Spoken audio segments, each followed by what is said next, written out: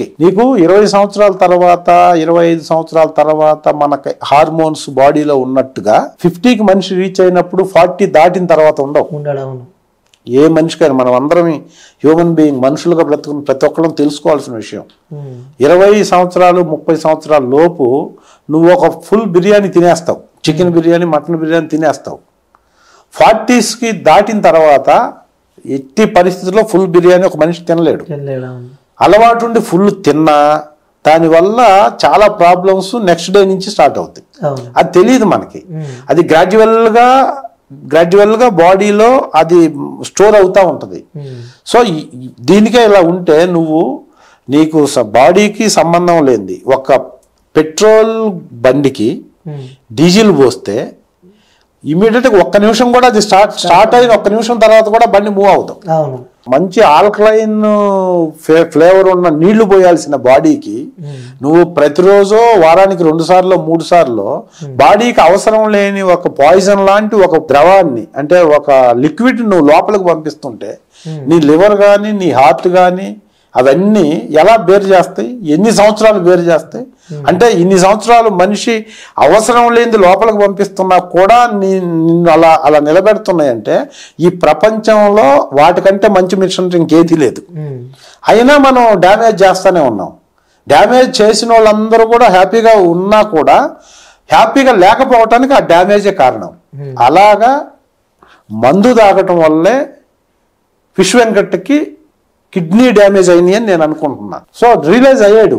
ఇప్పుడు అది తెలిసిన తర్వాత రియలైజ్ అయ్యాడు, లేదన్నా ఇంకా నేను మానేశాడు. బట్ దాన్ని సఫిషియెంట్గా క్యూర్ చేసుకోవటం కోసం మెడికేషన్ ప్రాపర్గా జరగక ఫుల్ డ్యామేజ్ అయింది. ఫుల్ డ్యామేజ్ అయిన తర్వాత బాగా ఎక్స్పెన్సివ్ అయింది ట్రీట్మెంట్. ఫైనాన్షియల్గా బాగున్నాడు, ఒక హౌస్ ఉంది, పిల్లలు బాగానే ఉన్నారు, అంతా బాగుంది. కాకపోతే నేను ఇందాక చెప్పానే అదే, ఒక మ్యాక్సిమం 1 కోటి రూపాయల కంటే పెద్ద ఎక్స్పెన్సివ్ అయ్యే జబ్బు లేదు. మ్యాక్సిమం అయితే అంతా. కానీ నీకు 100 కోట్లు ఉన్నా నీకు ఒక డిసీజ్ పెరిగిపోయిందంటే నీకు ఇంకా నువ్వు మనీ హెల్ప్ చేయలేదు. కానీ ఇప్పుడు బిగినింగ్లో చాలా తక్కువలో ఉన్నప్పుడు ప్రాపర్ మెడికేషన్ జరగలేదు. నేను కలిసాను, మొన్న హాస్పిటల్లో ఉన్నప్పుడు కూడా వెళ్ళాను. అతను హెల్త్ అప్డేట్ అంతా తెలుసు నాకు. బట్ ఇప్పుడు కొంచెం కాస్ట్లీ అయింది ట్రీట్మెంట్. ట్రీట్మెంట్ కాస్ట్లీ అవటం మూలాన డిపెండెన్సీ తప్పలా. బతకడానికి ఇబ్బంది లేదు, ఇప్పుడైనా బాగానే ఉంది. కానీ ఇప్పుడు ఆ జబ్బుని క్యూర్ చేసుకొని బతకడానికి కావాల్సిన ఫైనాన్షియల్ ఎఫర్ట్ లేదు. లేకపోవటం వల్ల బయటకు వచ్చి చిరంజీవి గారిని ఇండస్ట్రీని అడగాల్సిన పరిస్థితి. ఇండస్ట్రీలో ఉన్నాడు కాబట్టి అంత హెల్ప్ అయింది. నార్మల్ పర్సన్ ఎవరన్నా అయితే ఈ పాటికి చాలా చాలా పెద్ద ప్రాబ్లం అయ్యేది. ఇండస్ట్రీలో అన్నేళ్ళు వర్క్ చేశాడు కాబట్టి, ఇండస్ట్రీకి ఓపెన్గా చెప్పారు కాబట్టి చాలా హెల్ప్ అయింది. నేను ఫస్ట్ అన్నానే, ఇండస్ట్రీ చాలా హెల్ప్ చేస్తుంది తెలిస్తే అని.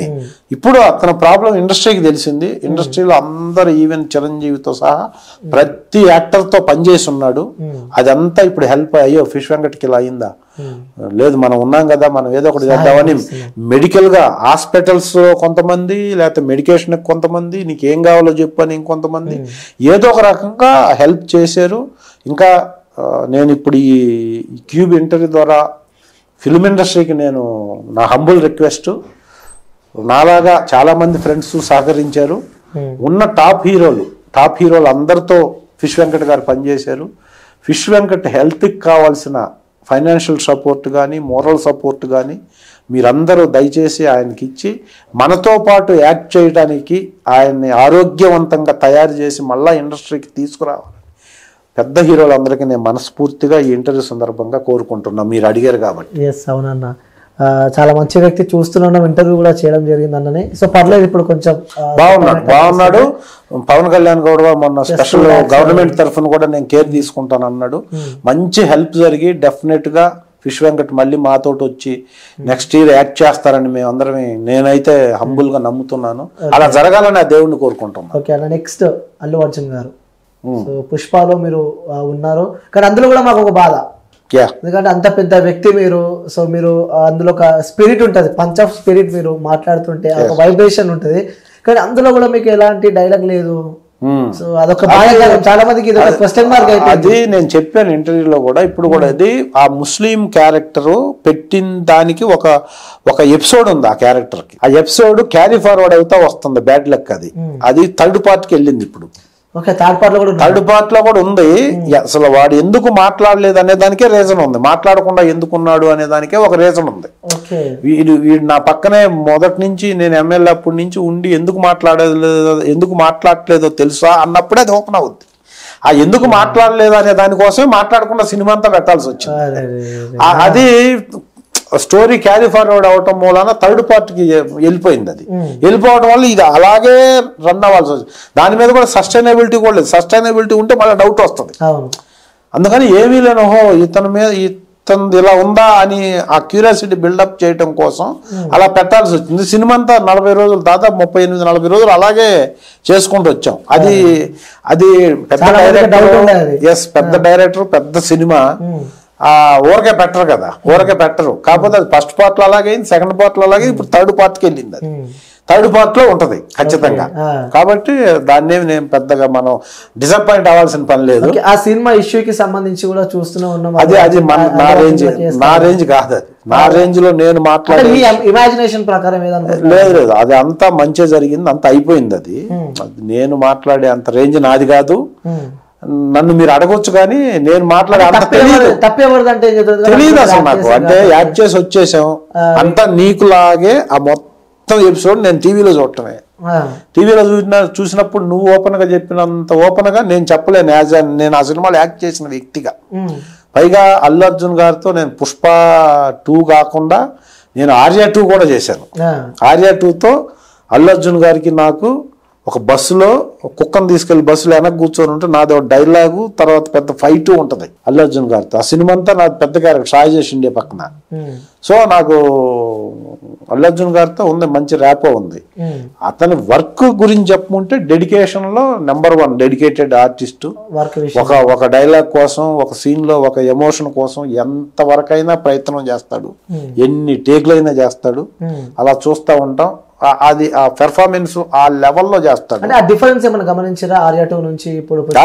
ఒకటేంటి 100 డిఫరెన్స్లు ఉన్నాయి. ఇంకోటి అల్లు అర్జున్ గారికి యాటిట్యూడ్ కూడా ఎక్కువ, సో బలుపు ఎక్కువ జనరల్ గా అనుకుంటారు. అది జనరల్ గా అనుకోవటం వేరు, ప్రాక్టికల్ గా ఒక మనిషి ఉండేది వేరు. ఎంత ఎఫర్ట్ పెట్టకపోతే ఎక్కడి నుంచి ఎక్కడికి వచ్చాడు, ఏ రేంజ్ నుంచి ఏ రేంజ్కి వెళ్ళాడు. Beautiful worker. అంతవరకు అంటే ఏదన్నా చాలా గంభీరంగా మాట్లాడతారు మీరు కాబట్టి, ఏదన్నా జెన్యున్ గా మాట్లాడతారు కాబట్టి, ఈ ఫిలిం ఇండస్ట్రీలో ముఖ్యంగా యాజ్ అ సీనియర్ యాక్టర్ గా మీరు ఎలా చూసుకొచ్చారంటే ఒకదాని తర్వాత ఒకటి ముడిపడుతున్నట్టు, ఒకదాని తర్వాత ఒక కేసులు ఎదుర్కోవాల్సి వస్తుంది మీ ఇండస్ట్రీకి సంబంధించి. ప్రముఖ కొరియోగ్రాఫర్ జానీ మాస్టర్ ఇష్యూ అలా అయింది, అది మర్చిపోకని ముందే మళ్ళీ పుష్పాది ఇట్లా అయింది. సో దాని తర్వాత నిన్న మైత్రి మేకర్స్ జయ హనుమాన్ మూవీకి సంబంధించి కూడా వాళ్ళ పైన కేసు అయినట్టు మనం చూస్తున్నాం నిన్న కాకముందు. అంటే ఇలా సినీ ఇండస్ట్రీకి సంబంధించి కూడా ఇలా కావడం ఏ విధంగా చూసుకోవచ్చు అంటే కేసుల విషయానికి వస్తే? పెద్ద వ్యాస్ట్ ప్రపంచం సార్ ఇది, పెద్ద ప్రపంచం. బయట ఇంతకంటే వందల కేసులు అవుతున్నాయి పొలిటికల్లోనూ, ఇండస్ట్రీస్లో షేర్ మార్కెట్ లో పెద్ద ఇష్యూలు ఉన్నాయి. వేల కోట్ల ఇష్యూలు ఉన్నాయి, 100 కోట్ల ఇష్యూలు షేర్ మార్కెట్ లో కానీ, ఇండస్ట్రీస్ లో కానీ, పొలిటీషియన్ లో కానీ, పొలిటికల్ గా కానీ.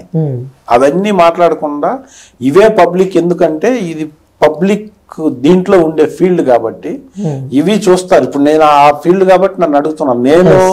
నేను సినిమా ఇండస్ట్రీ న్యూస్ కంటే నేను బయట న్యూస్, ఇండియన్ ఎకానమీ గురించి, ఇండియన్ పాలిటిక్స్ గురించి ఎక్కువ ఫాలో అవుతుంటా. ఇవి అసలు నేను ఈ కాంట్రవర్సీ అసలు పట్టించుకోను. ఫస్ట్ నేను మీకు ఇంటర్వ్యూ సందర్భంగా చెప్తున్నాను, నేను ఫిల్మ్ ఇండస్ట్రీలో ఈ కాంట్రవర్సీ కాదు, కాంట్రవర్సీ అవుతాయి న్యూస్కి వచ్చేసరికి. అవన్నీ చిన్న ఇష్యూలు, చాలా పెద్ద ఇష్యూలు. చూస్తే ఇప్పుడు అసలు ఇండియాలో ఇప్పుడు కరోనా కంటే భయంకరమైన వైరస్ వచ్చి కొన్ని వేల మంది చచ్చిపోతున్నట్టే చెప్తున్నారు న్యూస్ లో. చూస్తే ఎవరన్నా హార్ట్ వీక్ గా ఉన్నవాడికైతే హార్ట్ అటాక్ వస్తుంది అది చూస్తే. సో అంత ఏమీ లేని 5% ఉన్నదాన్ని ఒక 100% చేసి ఎక్కువ ఎస్టాబ్లిష్ చేస్తున్నారు. ఏమీ లేదని చెప్పి మీరు చెప్తున్నారు కాబట్టి, అంటే ఈ రెండు ఉద్దేశించి చెప్తున్నారా లేకుంటే వేరే వార్త లేదని చెప్తున్నారు? లేకుంటే అల్లు అర్జున్ ఇష్యూ పెద్ద అసలు నేను జానీ మాస్టర్ చాలా పెద్ద ఇష్యూ, అది ఇష్యూ చేశారు అంతే. అంటే అది ఇష్యూ కాదంటారు? ఇష్యూ ఉండొచ్చు, చిన్న ఇష్యూని పెద్ద అమ్మాయి కేసు పెట్టి ఉన్న బాలిక వచ్చి చేసిందని మీకు చిన్న విషయం చిన్న విషయం కాకపోవచ్చు, పెద్ద విషయం అయితే దాని ప్రకారం చట్టం పని తను చేస్తే జైలుకి వెళ్ళేసి వచ్చాడు వస్తారు. అది ఎవరెవరు ఇండివిజువల్ గా వాళ్ళ క్రెడిబిలిటీ పెంచుకునే దానికో లేకపోతే వాళ్ళు వాళ్ళ ప్రొఫెషన్ లో వాళ్ళు చేసే పని ఒక్కోసారి నెగిటివ్ అవుద్ది. అది అయి ఉండొచ్చు. అది నాకు సంబంధించిన, మాకు అసలు ఎవరికి సంబంధించిన ఇష్యూ కాదు. అది పబ్లిక్ పర్వర్షన్ లో పబ్లిక్ సంబంధించిందే కాదు. అది పబ్లిక్ సంబంధించింది. పబ్లిక్ నష్టపోయేవి చాలా జరుగుతున్నాయి, నేను చెప్తుంది అది. దాని గురించి నన్ను కూడా దాని గురించి అడగాలి మీరు ఒకవేళ అడిగితే. అల్లు అర్జున్ గారు బన్నీ గారు జరిగే వచ్చిన తర్వాత కూడా వచ్చిన అదే రోజు చాలా మంది ఇండస్ట్రీకి సంబంధించిన పెద్దలు కూడా వెళ్ళి అల్లు అర్జున్ గారిని కలవడం జరిగింది. కానీ ఒక ప్రాణి చనిపోతే కూడా అక్కడికి ఏ సినిమా ఇండస్ట్రీకి సంబంధించిన వ్యక్తులు ఒక్కరు కూడా అక్కడికి వెళ్ళలేదు. అంటే ఈ వార్తలు వచ్చిన తర్వాత వెళ్ళడం మనం చూస్తున్నాం. లేకంటే అల్లు అర్జున్ కలిసిన తర్వాత కొంతమంది రాజకీయ నాయకులు మాట్లాడిన తర్వాత వెళ్ళడం మనం చూస్తున్నాం. అవన్నీ చాలా పెద్ద విషయాలు. నేను చెప్పాను కదా, నేను అవన్నీ అసలు పెద్ద ఫాలో అవను. నేను ఫాలో అయ్యేది నేను ఇక్కడి నుంచి వెళ్ళిపోయిన తర్వాత సినిమాలో యాక్ట్ చేసిన తర్వాత నేను ఇప్పటి వరకు చెప్పాను కదా, సినిమాలో నాది ప్రొఫెషన్. అది నేను బయటికి వెళ్తే వేరే. నేను బయటికి వెళ్తే నాకు సినిమా ఇండస్ట్రీ కంటే బయట ఫ్రెండ్స్ ఎక్కువ ఉంటారు. నేను తెలంగాణ డెవలప్మెంట్, లేకపోతే తెలంగాణ ల్యాండ్, లేకపోతే రిజిస్ట్రేషన్ వాల్యూస్ ఇవి ఎలా ఉన్నాయి, లేకపోతే షేర్ మార్కెట్ ఎలా రన్ అవుతుంది, లేకపోతే ఇండియన్ ఎకానమీ ఏంటి, ఇండియాకి ఉన్న రిలేషన్స్ ఏంటి ఇంటర్నేషనల్ గా, ఐక్యరాజ్య సమితిలో మన దేశానికి సంబంధించిన క్రెడిబిలిటీ ఏంటి, ఇండియన్ మిలిటరీ ఏం చేస్తుంది, చైనా మిలిటరీ మన మీద ఎలా చేస్తుంది. అసలు లేదు.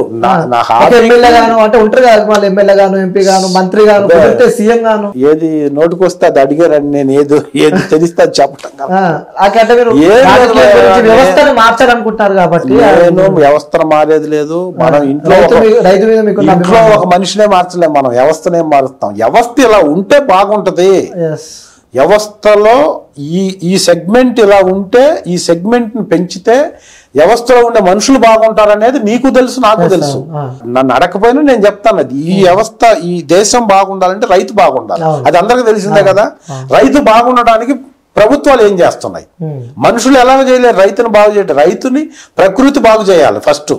ప్రకృతిని కంట్రోల్ చేయగలిగింది ప్రభుత్వం కూడా కాదు. కానీ ప్రకృతి వల్ల జరిగిన బీభత్సాలో, ప్రకృతి వల్ల జరిగిన అతివృష్టి అనావృష్టికి బాధ్యులైన రైతుల్ని కాపాడే బాధ్యత మాత్రం ఓట్లు వేయించుకున్న ప్రభుత్వం అంతే కదా. కానీ ఏమి చేయట్లా. ఎగ్గొడతారని తెలిసినా కూడా కార్పొరేట్ కి లోన్లు ఇస్తారు. కార్పొరేట్స్ కి పొలిటీషియన్లకి లోన్లు ఇస్తుంది గవర్నమెంట్, బ్యాంకులు. రైతుకు లోన్ ఇవ్వదు కదా. రైతు పొలం పెడితేనో క్రాప్ లోన్ లో లిమిటెడ్ గా ఇస్తారు.